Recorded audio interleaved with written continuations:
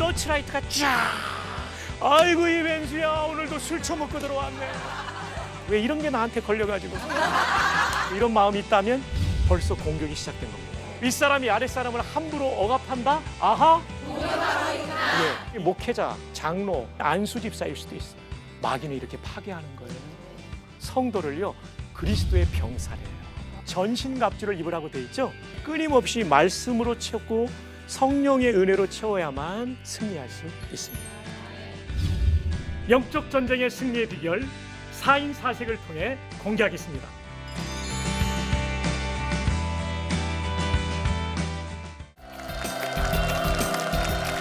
여러분 반갑습니다. 예, 저는 부산의 부전교회를 담임하고 있는 박성규 목사라고 합니다. 이제 앞으로 4주 동안 우리가 신앙생활하면서 겪고 있는 영적 전투에서 승리하는 비결에 대해서 말씀을 나누도록 하겠습니다. 오늘 첫 시간에는 시작된 피할 수 없는 전투라는 주제로 말씀을 나누려고 합니다. 여러분, 우리 대한민국 공군의 주력 전투기는 F-15K와 F-16K입니다. 이거보다는 조금 못하지만 날아가는 파리도 떨어뜨릴 수 있는 정밀 무기가 우리 군에 있습니다. 혹시 아십니까? F킬러입니다.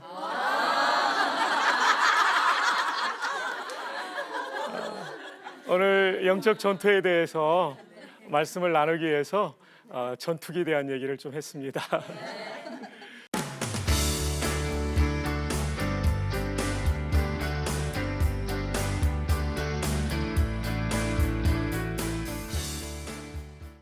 우리가 에베소서를 중심으로 앞으로 영적 전투에 대해 살펴보는데요.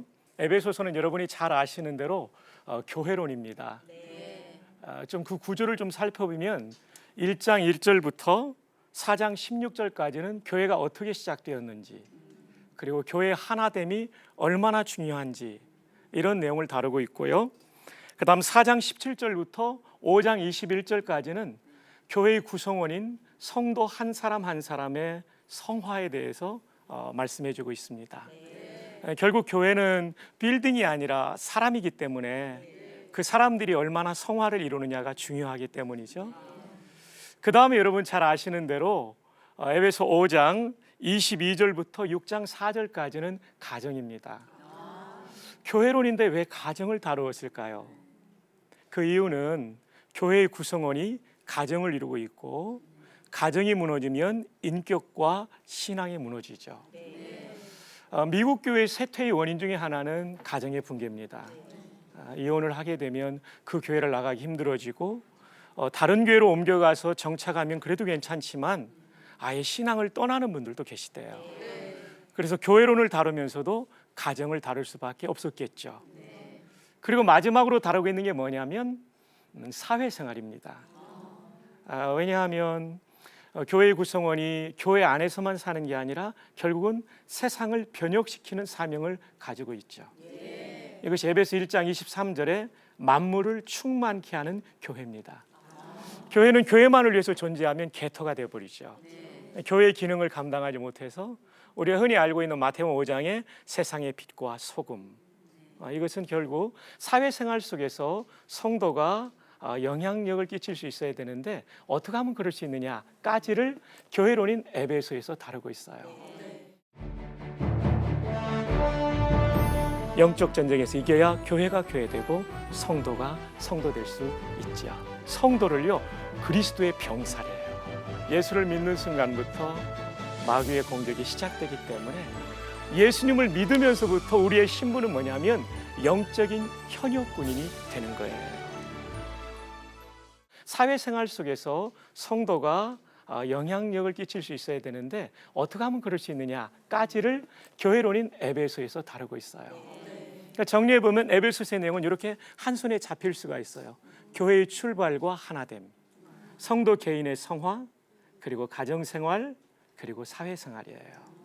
근데 여러분, 바울 사도는 이 본문을 쭉 기록해 가다가 에베소 6장 10절에 아주 주목할 만한 표현을 하고 있습니다. 에베소 6장 10절 제가 한번 읽어줄게요. 끝으로 너희가 주 안에서와 그 힘의 능력으로 강건하여지고 11절 마귀의 관계를 능히 대적하기 위하여 하나님의 전신갑주를 입으라. 에베소서의 끝으로라는 말이 나와요. 이건 뭐냐면 에베소서 전체를 기록하다가 맨 마지막에 한 번 더 강조하고 싶은 내용이 있었다는 거죠. 그게 뭐냐면 영적 전쟁입니다. 영적 전쟁에서 패배하면 교회도 무너지고 개인의 거룩한 삶도 무너지고 가정도 무너지고 사회생활도 무너지기 때문에 영적 전쟁에서 이겨야 교회가 교회되고 성도가 성도 될 수 있죠. 그래서 오늘 우리가 영적 전투에 대해서 살펴보는데, 영적 전쟁은 큰 규모의 전투라고 한다면 영적 전투는 좀 작은 규모의 영적인 악한 영과의 분쟁이라고 할 수가 있겠습니다. 근데 여러분 성경에 보면요, 디모데후서 2장 3절에 너는 그리스도 예수의 좋은 병사로 나와 함께 고난을 받을지니, 성도에 대해서 뭐라고 말하고 있냐면요, 성도를요 그리스도의 병사래요. 오늘 말씀의 주제가 시작된 피할 수 없는 전투라고 그랬는데, 예수님을 믿으면서부터 우리의 신분은 뭐냐면 영적인 현역군인이 되는 거예요. 한번 따라합시다. 나도 현역이다. 나도 현역이다. 옆에 사람한테 축복합시다. 니도 현역이다. 아이 목사님, 우린 여자들인데 뭐 여군들도 있겠지만 나는 뭐 군대도 안 간 여성인데 무슨 내가 영적 현역군인입니까? 아니에요. 예수를 믿는 순간부터 마귀의 공격이 시작되기 때문에 시작된 영적 전투라고 말할 수 있는 거죠. 남녀노소, 할아버지 할머니도. 그럼 여러분, 이 영적 전투는 언제 끝나게 될까요? 맞아요. 죽는 순간 끝나게 돼요. 천국 가는 순간 끝나게 돼요. 저 미국에 가면 좋은 신학교들이 참 많은데요, 미시간주에 한 신학교가 있습니다. 켈빈 신학교라고요. 미시간주에 있는데, 이 켈빈 신학교에 오래전에 조직신학 교수가 계셨어요. 조직신학이라는 거는요, 창세기부터 요한계시록까지 주제별로 정리한 체계화한 신학을 말하는데요, 루이스 벌코비라는 교수가 계셨어요. 이분이 쓴 조직신학, Systematic Theology라는 책은 아주 유명한 책인데요, 거기에 보면 교회를 여러 가지로 분류하는데 그 중에 하나가 이렇게 분류하는 것도 나와요. 전투적인 교회, 승리적인 교회. 예, 전투적인 교회, 승리적인 교회. 전투적인 교회는 뭐를 말하냐면요, 이 지상의 교회를 말해요. 예수 믿을 때부터 천국 갈 때까지 끊임없이 이어지는 전투. 그래서 전투적인 교회, 에클레시아 밀리탄스라고 부르는 전투적인 교회.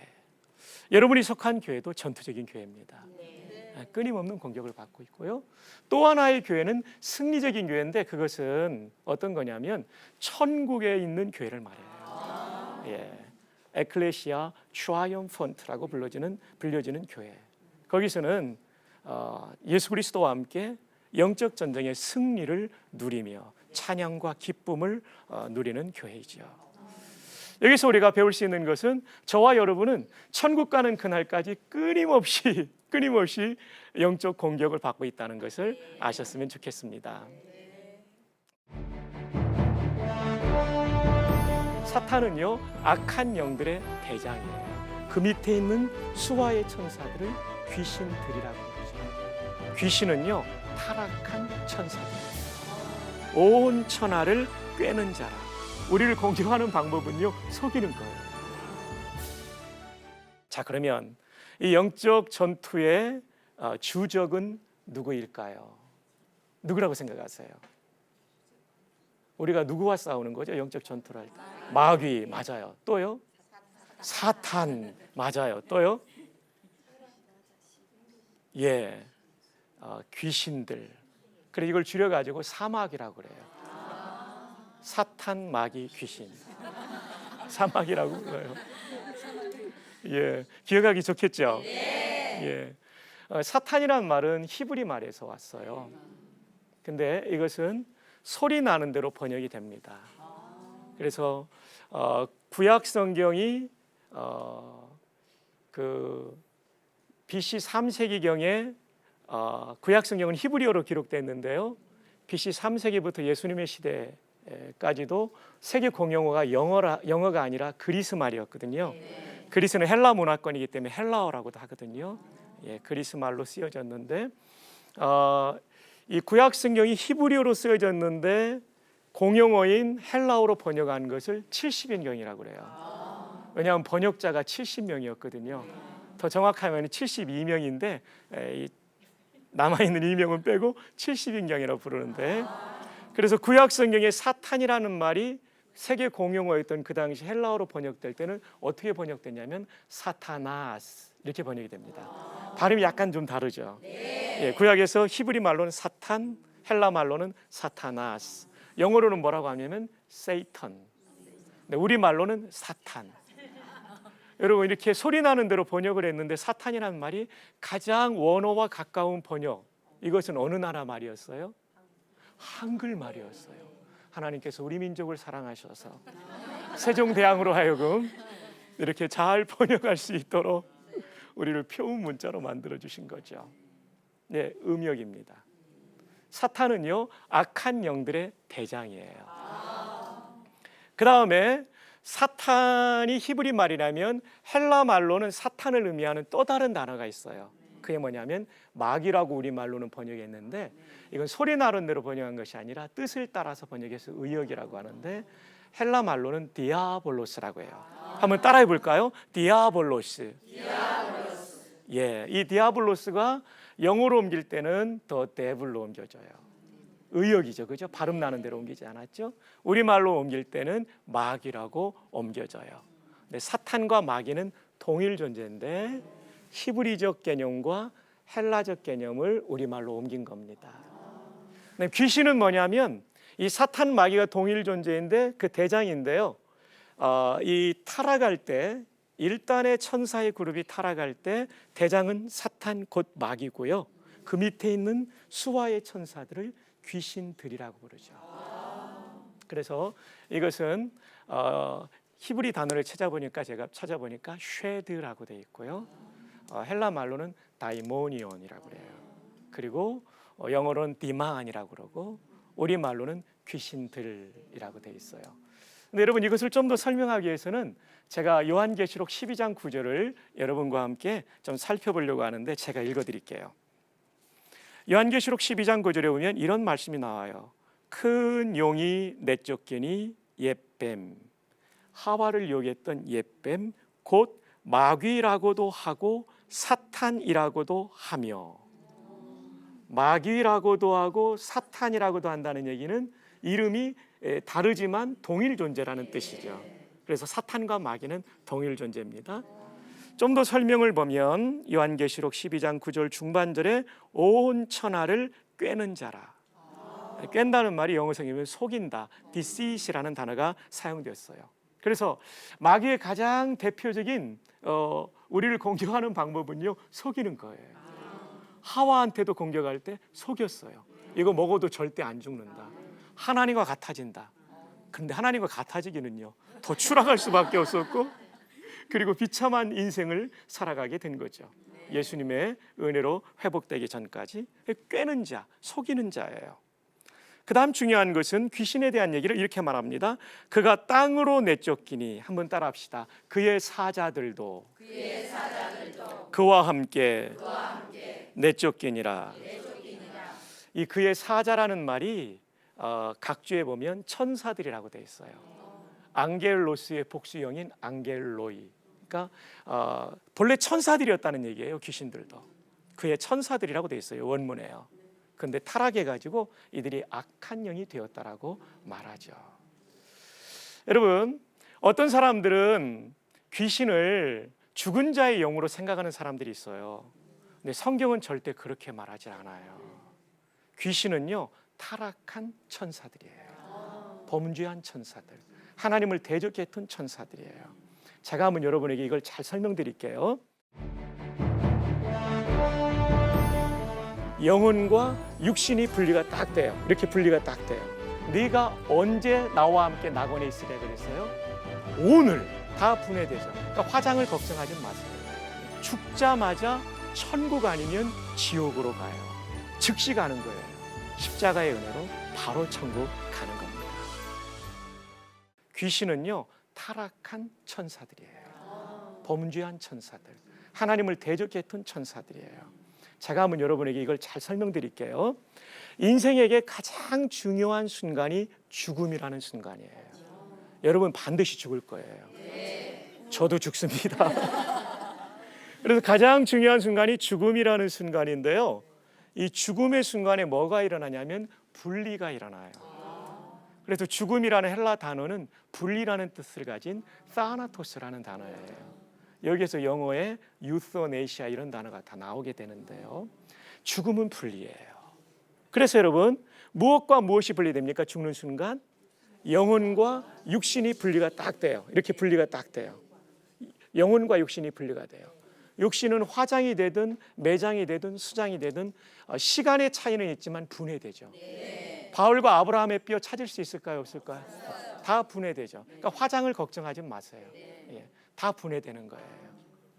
영혼은 어떻게 되냐면요, 죽자마자 천국 아니면 지옥으로 가요. 즉시 가는 거예요. 구천을 떠도는 게 아니에요. 여러분 아시죠? 예수님 십자가에서 돌아가실 때 한편 강도가 예수님 믿잖아요. 누가복음 23장 43절에 보면 네가 언제 나와 함께 낙원에 있으랴 그랬어요? 오늘이에요. 내일 가는 것도 아니고 10년 후에 가는 것도 아니고 오늘 가는 거예요. 오늘 가는 거예요. 천국, 여러분이 지금 돌아가시면 바로 천국으로 가는 거예요. 떠도는 게 아닙니다. 지옥도요, 그 영혼이 즉시 가는 겁니다. 누가복음 16장 22절 23절에 보면 부자와 나사로가 죽음을 맞이했을 때 어디 거쳐갔다는 얘기가 없어요. 바로 가는 거예요. 그러니까 여러분, 어느 종교에서 말하는 연옥이 있을까요? 없을까요? 없습니다. 연옥은 천국을 가야 되는데 부족한 사람이 훈련받는 데거든요. 연단받는 그런 곳이라고 그래서 연옥이라고 그러는데 아니에요. 연옥이 있다면 십자가상에 죽은 강도는 반드시 연옥 가야 됩니다. 평생 못된 일 했고 가장 못된 일 한 사람이 죽는 데가 십자가잖아요. 그러니까 이 사람 분명히 연옥을 가야 되는데 예수님 연옥 가라고 하지 않고 내가 오늘 나와 함께 낙원에 가리라. 우리는 참 부족하죠. 근데 예수님의 십자가의 은혜로 바로 천국 가는 겁니다. 옆에 사람한테 축복합시다. 당신도 죽으면 바로 천국 갑니다. 아멘이죠. 지옥도 바로 가는 거예요. 여러분 이제 추석이 있는데요. 여러분 이 추석 때 말이죠, 우리가 조상 제사를 안 드리는 이유가 있어요. 조상 제사를 영어로 ancestor worship이라고 그래요. 일종의 예배 행위예요. 제사의 유래를 쭉 올라가 보면요, 그것은 종교 행사예요.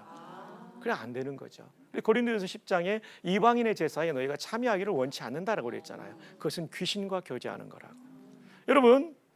여러분이 돌아가신 부모님께 제사 드린다고 해도 그분이 올 수 있는 게 아니에요. 천국 아니면 지옥 가 계시기 때문에 못 오세요. 그럼 누가 와서 장난을 하게 되냐면 귀신인데 그것은 조상이나 부모님의 영혼이 아니라 타락한 천사들이 와서 우리를 이용하는 거죠. 그래서 우리가 조상 제사를 안 하는 거예요. 여러분 꼭 아셔야 될 것은 우리의 영적 전쟁의 주적 사막인데요. 또 어떤 이단은 그런 얘기를 해요. 하나님께서 70년을 살게 만들었는데 60세 때 교통사고로 죽으면 갑자기 죽은 거잖아요.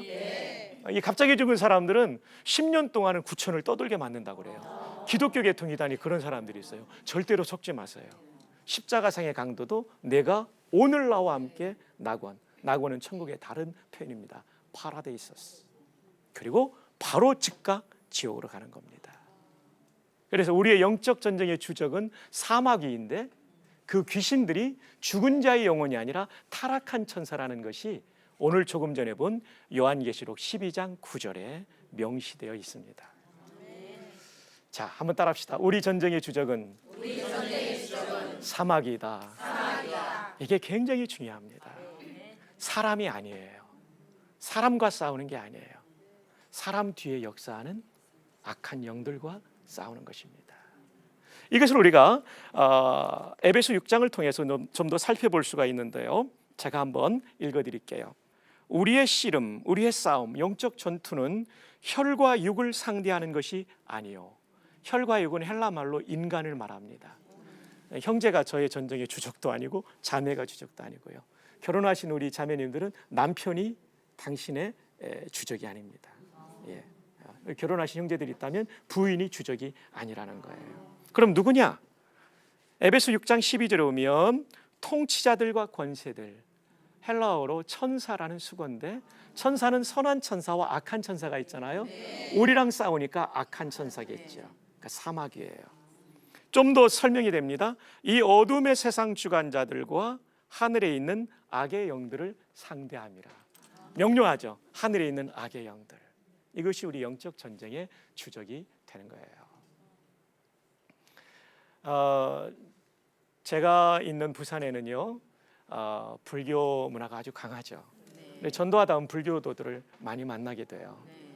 어느 날 주일 예배를 마치고 나오는데 60 넘으신 어른께서, 남자분께서 합장을 딱 하면서 이러시더라고요. 주지 목사님, 오늘 설법의 은혜를 많이 은혜가 아니라 감동을 많이 받았습니다 그러더라고요. 근데 그분이 예수님 믿고 세례 받고 그 간암으로 투병하다 천국 가셨는데요. 그래요. 또 하여튼 큰 사찰이 부산에 많아가지고 그 사찰 다니던 보살님들, 우리 교회로 말하면 집사님, 권사님들이 개종을 해요. 근데 그분들은 개종하면요 진짜 신앙생활 열심히 하더라고요. 새벽 예불을 다니던 습관이 있어서 새벽 기도를 너무나 잘 나오세요. 너무 좋은데요. 제가 지금 무슨 얘기하려고 하냐면 심지어 타종교인도 영적 전쟁의 주적이 아닙니다. 그 뒤에 있는 악한 영들이에요. 조금 전에 전쟁의 주적이 나 자신이라는 자매님이 있었는데, 나도 아니고 내 뒤에 역사하는 악한 영이죠. 사막이라는 것을 꼭 기억해야 됩니다. 우리는 이 영적 전쟁을 잘 모르면 타종교인과 싸우려고 그래요. 그렇지 않아요. 그 뒤에 있는 악한 영들이 전쟁의 주적이에요. 저희도 불교 집안이었어요. 저희 어머님이 계속 딸을 낳으니까 할아버지께서 좀 그때는 경제적으로 여유가 있어서 이번에도 딸 낳으면 이제 며느리 하나 더 드리겠다. 여성으로서 얼마나 충격이에요. 그래가지고 대전에 있는 식장산에 가서 불공 들여가지고 생긴 아들이 접니다. 하나님은요, 불공 들여 낳은 일반 은층의 차원에서 낳을 수 있었겠죠. 그 사람도 목사 만드는 분이세요. 그러니까 타종교 신자들 볼 때 미래에 선교학에서 말하는 잠재적 하나님의 백성이라는 생각을 가지고 더 친절하게 대해주시면 참 좋을 것 같아요. 대신 그 뒤에 또 내 마음 안에 또 우리 공동체 안에 역사하고 있는 악한 영의 공격을 분별할 수 있는 이런 영의 눈이 열리는 우리 모두가 되었으면 참 좋겠습니다. 한번 따라합시다. 나는 영적 현역 군인이다. 옆에 사람 축복합시다. 그대도 영적 현역 군인이다. 우리 평생 사이좋게 지냅시다. 당신은 나의 전우입니다. 한번 이렇게 인사합시다. 당신은 나의 영원한 전우입니다. 이게 영적 전쟁의 가장 중요해요.